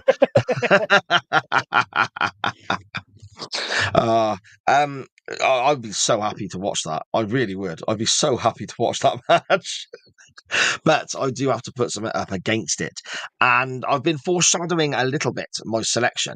The match that won the poll for this week's show, I put forward because it was listed as one of the greatest tag matches of all time on different websites and the greatest tag matches of WWE history and its countdown charts and all that sort of stuff that you see, right? So I thought, okay, this was good, but it didn't get the 10 from us. It didn't get the golden 10 that we hand out sometimes, Max, for exceptional matches. So I was like, wonder if there's a tag match out there that could get the 10. So I started looking into the highest ranked matches, tag team matches of all time. And if we take old Shagger Dave as a point of reference, which we have done in the past, first of all, I wish I had Charlie with me because she did something fantastic last night that was so funny. Effectively, I explained to Charlie that out of his 5-star rating system, Dave Meltzer gave this 6 stars. Charlie put on a funny voice and went, "That's not how ratings work." And I was like, "Well, I know, but it's but that's what he did." Wait till she finds out he gives 7 and 8 stars out. Yeah, exactly. Dave Meltzer, looking at how he rates matches and comparing against other tag matches and so on, to Dave Meltzer, this is the greatest tag team match to have ever happened, ever. I would like to go to AEW Revolution 2020 and take a look at the Young Bucks versus Kenny Omega and Hangman Page. Now, I remember really... Sorry? They were called the Mega Cowboys. Mega Cowboys, okay. I remember loving that match at the time, even though it's maybe not exactly my style of wrestling. I love Omega, and the Bucks. Majority of the time, I enjoy what they do. They go a bit far sometimes for me, but I remember the story being very good going in. This is still AEW's best story, I think. Yeah, okay, yeah. And I remember coming away from that match thinking, now that is bloody brilliant. I really enjoyed that match. And I'm a big fan of tag wrestling as well, Max, as you know. But this is tag wrestling done a little bit different to what I'm used to, because I'm singing the praises of the FTR that do it a different way. I also know this is my wife Sharon, one of her favourite matches. She doesn't go back and watch matches again. She has seen this.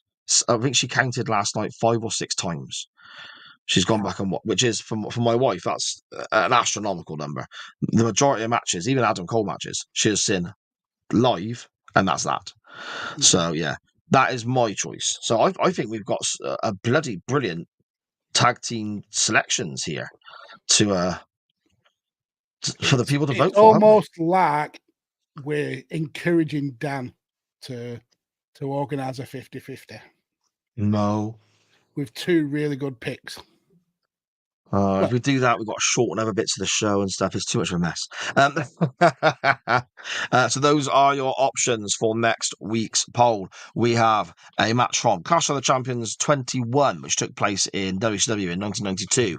Ricky Steamboat and Shane Douglas taking on Dustin Rhodes and the incredible almighty Barry Windham himself. Or we go to something a little bit more modern. This is the wrong way round, isn't it? Surely. Shouldn't I be putting in the 1992 WCW and you should be putting in the tag match from 2020? It's odd. It's 2 weeks weird, away, and we totally flipped the script. Yeah, what's happened?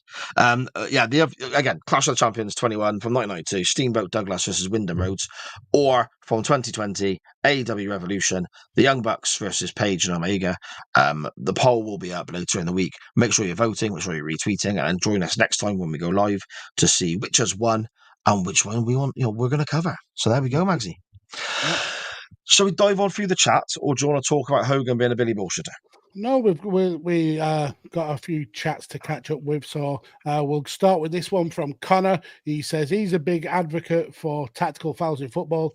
He takes a lot of shit from Matt and Dan, but he will die on his advocacy for the tactical foul. If the attacker is bearing on goal, give him a hug. I mean, it's in. You can do it. You're going to get a booking or a sending off, but better that than let a goal in. So I agree with him. Tactical fouls are A-OK with me. Richard Stock says, Kevin Costner film Field of Dreams, if you build it, he will come. The White Sox were accused of taking money for purposely losing. A lot of them did, but Shoeless Joe always maintained he wanted no part of it and never took the money. He probably should have. Would be more well known as Bloody Lovely Boots Joe Jackson. Really ought to play him in Field of Dreams.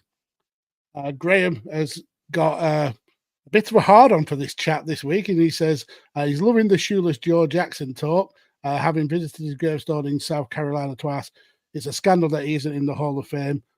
I just need Max to talk about Kristen Tatar to make this the best episode ever. Well, Kristen Tatar, she's well, I'm going to tell you. She's a professional disc golfer. She's from Estonia, and she's the only female disc golfer in history to achieve a Professional Disc Golfers Association rating of 1,000 or better.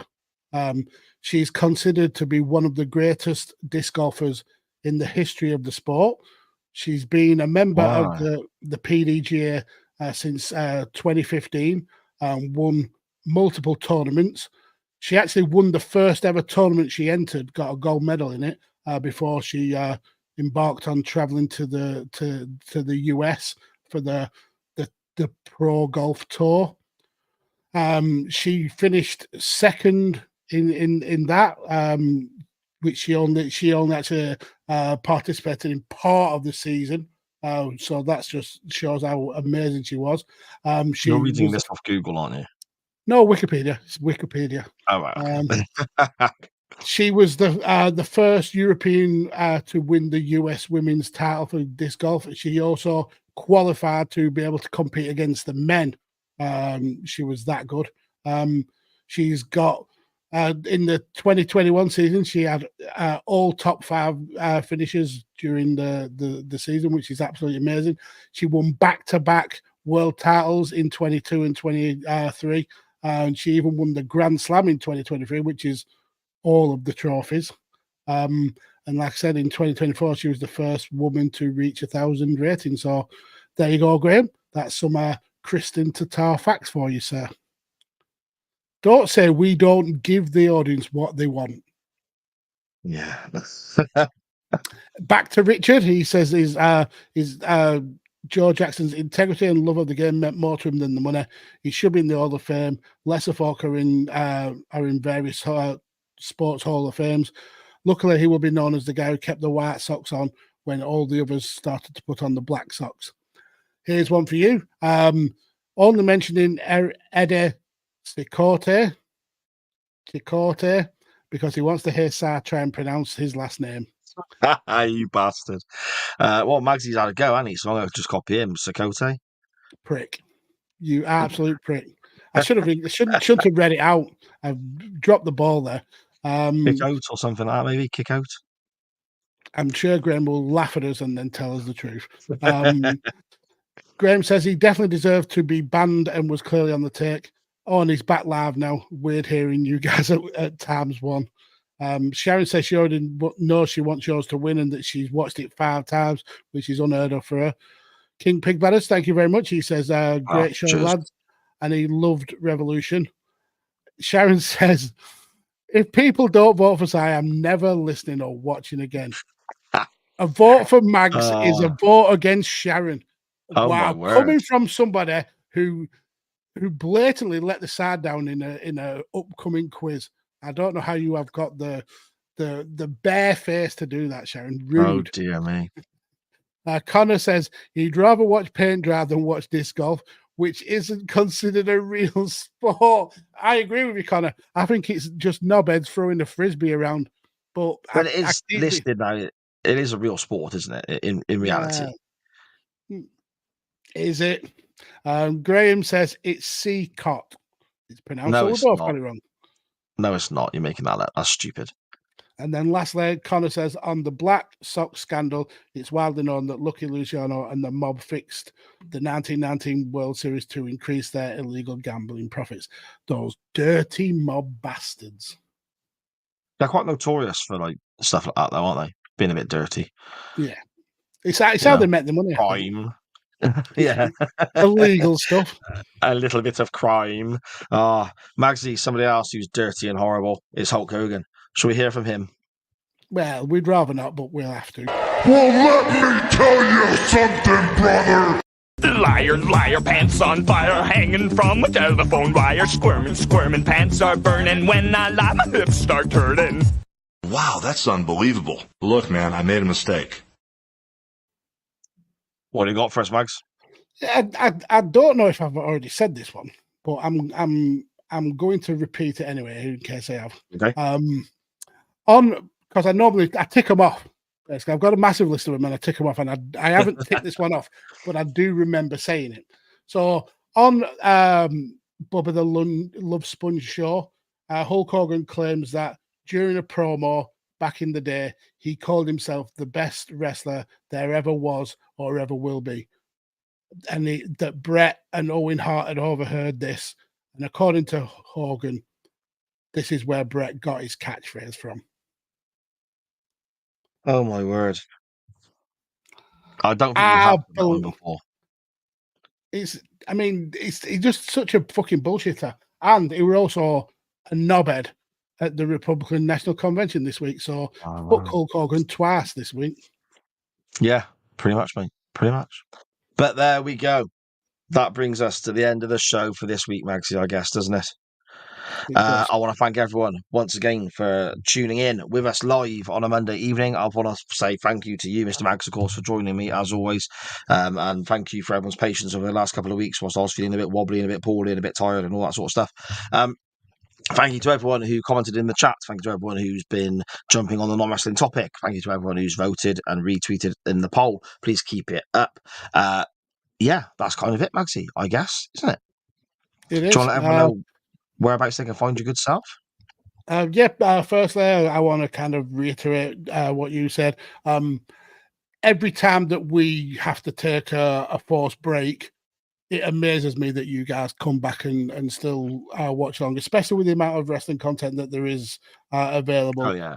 The fact that you stick with us through thick and thin, through our highs and our lows, and still come and make this show as amazing as it is. Much love to every single one of you. You just blow our minds every single week. Exactly. But after that, come and follow me on Twitter, because I'll definitely reply to you, and we can enter a conversation on there at PodfatherMags.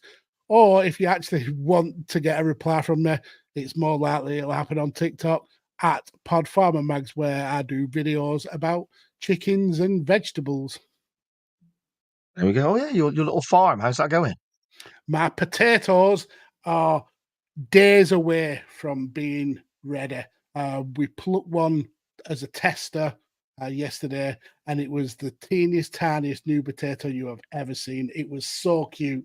So I put it back in and tucked it in for another couple of days. But yeah, we'll be harvesting them there'll probably be a TikTok video about it very soon. Nice. You want to get some of those potatoes and make some of your own Mags vodka? Or mash. Potatoes. Mash. Yeah. Okay. All right. Well, food or vodka, either way. Win-win. There you go. Anything I'm involved in, as always, you can find via the network that carries this show, which is at SJP World Media on Twitter, X, Facebook, Instagram, Spotify, YouTube, Twitch, all over the bloody place. And there's so many shows that it's too difficult to list them all. We've got so many great hosts doing so many great things, looking at music, TV, etc., etc., etc. But one person I want to single out this week in particular is Tyler Peters, who is doing 2 or 3 shows now at different times, not a week. Sometimes you'll go a couple of shows of one, a couple of shows of the other, so on, looking at music, looking at pro wrestling. He's doing some absolutely fantastic wrestling interviews, Magsy. He's speaking to people from CCW in the States, a company he's done a bit of commentary for, ex-NWA, North American champions and all this sort of stuff. Really brilliant interviews with these people.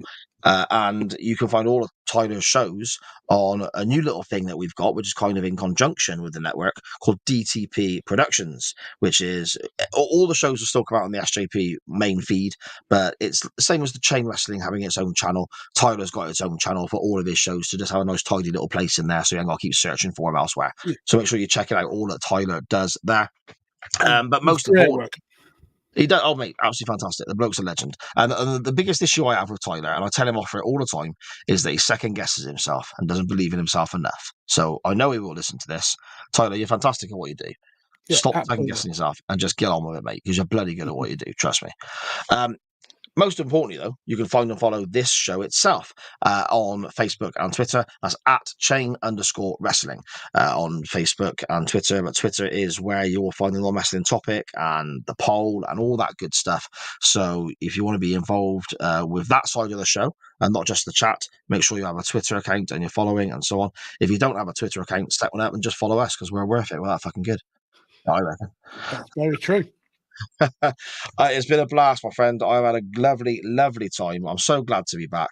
However, I am off now to go and have a cup of tea because my throat is sore and get my head down because I've got work in the morning. I'll speak to you next week, my friend. Shane Douglas is better than Barry Windham. Oh.